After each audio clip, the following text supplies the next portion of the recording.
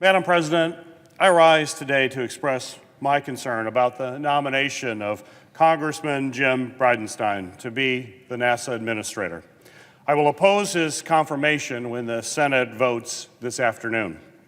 While the nomination is problematic due to Congressman Bridenstine's lack of relevant qualifications and the importance of this position to our nation, I am deeply concerned about this nomination because it is further evidence of a much deeper problem.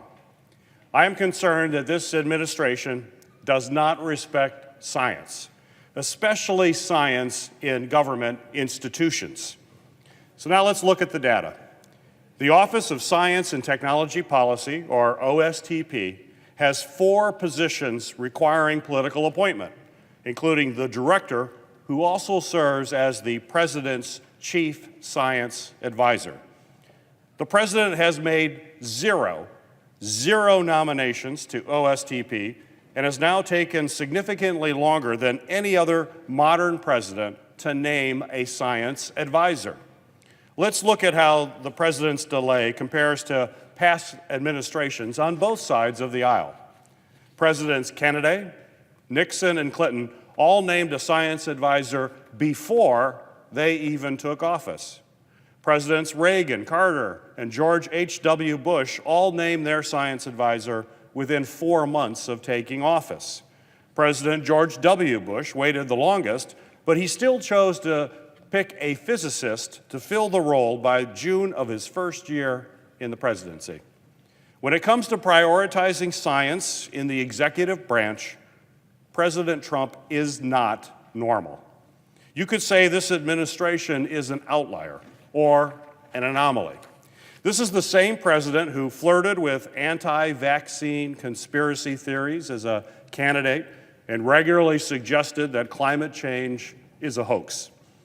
I'm not saying that his lack of a science advisor is causing the president's ill-informed views, but I'm saying there is indeed a very clear correlation. It's not just the top science positions that are empty or filled by unqualified nominees either.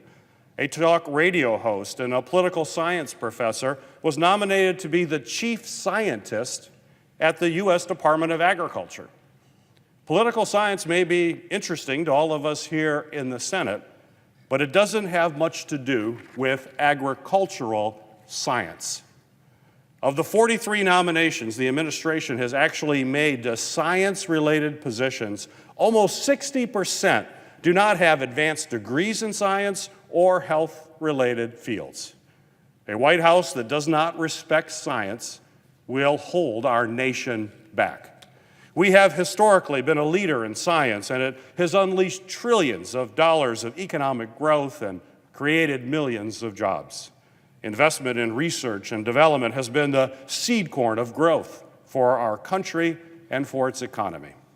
This administration's blatant disregard for science risks ceding that leadership to our competitors like China, who are making unprecedented commitments in this area.